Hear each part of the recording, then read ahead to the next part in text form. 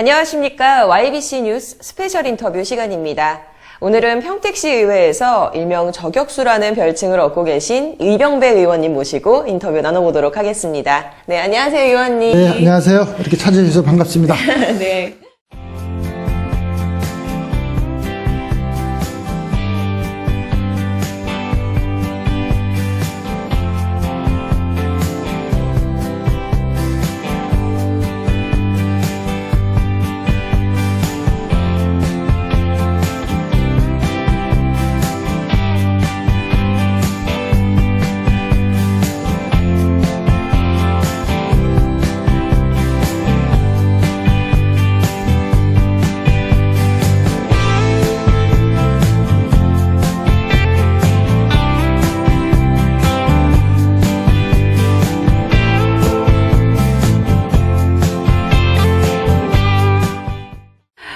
제가 첫 번째 지금 질문을 하나 드리고 싶은 게요. 7대 시의회 보궐로 입문을 하셨어요. 직접 이렇게 의정 활동을 시작하시면서 느끼신 점 뭐가 있으실까요?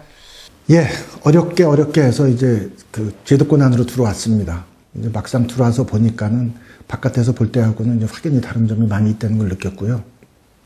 그리고 이제 의정 활동을 이제 처음에 와서는 사실 뭐 선배 의원들을 하는 거 이런 걸 이제 뭐 보고 배울 수밖에 없는 상황이었었고요. 그래서 지금 저도 당선된 지 한 1년 6개월 정도 돼 가는데 이제 적응이 돼 가는 것 같습니다. 그래서 저를 뽑아준 유권자들을 위해서 제가 해야 될 일은 저한테 맡겨주신 권한 쓸데없이 남용하지 않고 시민들을 위해서 올바르게 사용이 된다고 생각을 합니다. 그래서 지금도 그런 초심을 잃지 않고 열심히 맞게 의정활동을 하고 있습니다. 근데 이제 그 기존에 그 관행적으로 이루어졌던 것을 뭐 일개 시의원이 혼자 들어와가지고 이걸 바꾼다는 건 쉬운 얘기가 아니고요. 나름 제가 이제 바깥에서 있으면서 제도권 안에 들어와서 봤을 때 저거는 합리적이지 못하다, 불합리하다 이런 것은 나름대로 제가 이제 우리 의회 내부에서도 건의를 드려서 몇 가지 개선을 좀 시켰습니다. 개선시켰다는 의미보다도 자연스럽게 이제 뭐 나름대로 그 서로 의견을 주고받으면서 이제 시정이 됐다고 봐도 이제 무난할 것 같습니다. 그래서 아직까지도 저희 의회 내부에서도 이제 좀 뭐 개혁이라고 그러면 좀 그렇지만은 여러 가지 좀 그 관습이나 타성에 젖은 것을 좀 바꿔야 되지 않을까 이런 게 아직 남아 있다고 생각을 하고요. 그래서 제 임기가 다하는 데까지 유권자들께서 저에게 맡겨주신 권한 남용하지 않고 시민들을 위해서 열심히 쓸 생각입니다. 네, 제가 앞에서 의원님 소개해드릴 때도 말씀을 드렸었는데 일명 저격수라는 별칭을 갖고 계신 분 중에 한 분이시라고 제가 들었는데요. 그런 평가에 대해서는 어떻게 생각하시는지? 뭐 저격수라는 거는 뭐 좋게 평가해 주신 거라고 생각을 하고요. 이제 부족한 점이 많이 있습니다. 그러면서 이제 시행착오를 겪으면서 이제 다듬어 나가는 건데, 그리고 초선 의원이다 보니까는 뭐 좀 더 열정과 좀 에너지가 있는 걸로 비춰질 수가 있습니다. 그래서 이제 저준히 조심을 하고 있는데 좀 더 겸손하게 좀 해야 되겠죠. 그런 소리 듣지 않기 위해서. 그리고 뭐 저격수라는 의미는 전 그렇게 생각을 합니다. 제가 공직에 계신 분들한테 의원들을 평가할 때 이제 뭐 사람 좋다, 인품 좋다. 저는 제 지역구 시민들한테 이런 말을 드린 적이 있어요. 사석에서. 제가 만약에 공직자들한테 그런 평가를 받는다면 그건 잘못된 시의원이다. 공직자들한테 그 시의원 아주 진짜 그냥 지독하다, 싫다. 아주 그냥 속된 말로 그냥 싸가지 없다. 이런 소리 들을 정도로 의정 활동을 해야만이 그거는 시민들을 위해서 일을 하는 것이 공직자 편에서 일을 한다고 생각하지를 않는다. 그렇기 때문에 뭐 그런 차원에서 이제 그런 평가를 받는 것 같습니다. 좀 더 열심히 하라는 의미의 그 별명으로 생각을 하고 열심히 하겠습니다.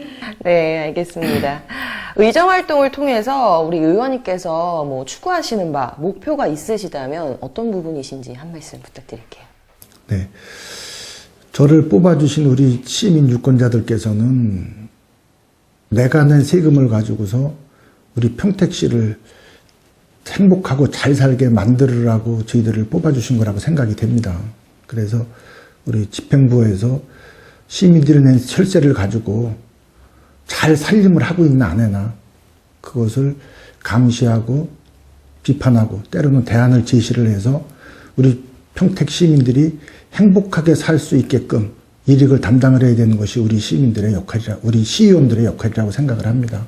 이제 그런 관점에서 저 또한 이제 어떻게 하는 것이 우리 저를 뽑아낸 우리 지역, 제 지역 주민들을 위해서 어떻게 의정 활동하는 것이 잘하는 것인지 항상 고민을 하면서 살고 있습니다.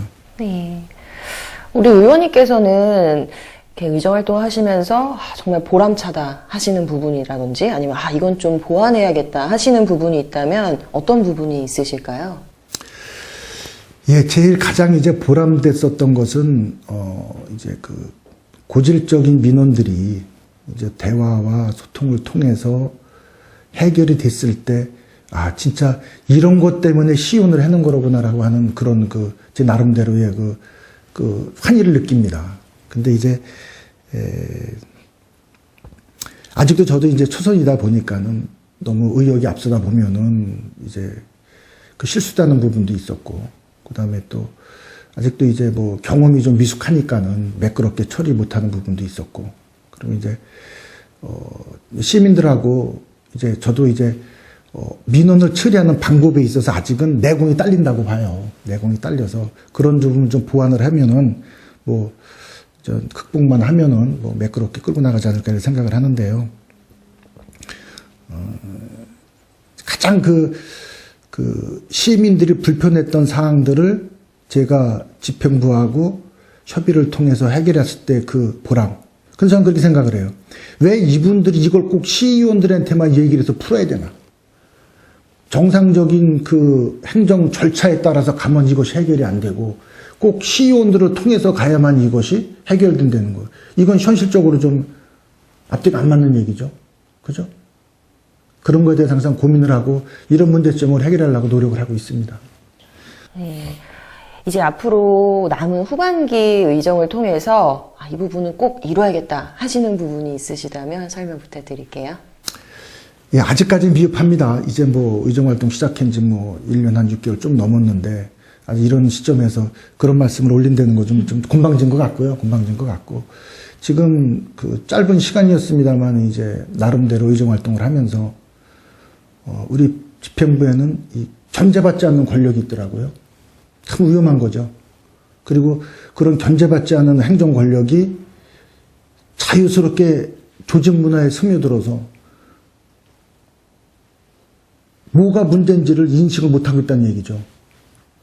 우선 첫 번째 목표가 저는 그런 잘못된 조직 문화를 조금이나마 의원 제가 혼자서 고친다고 해서 개선이 되는 건 아니겠지만 그래도 한 번은 도전을 해봐서 이런 잘못된 조직 문화, 이 비정상을 정상으로 돌려놓는데 한번 노력을 한번 해볼 생각입니다. 네.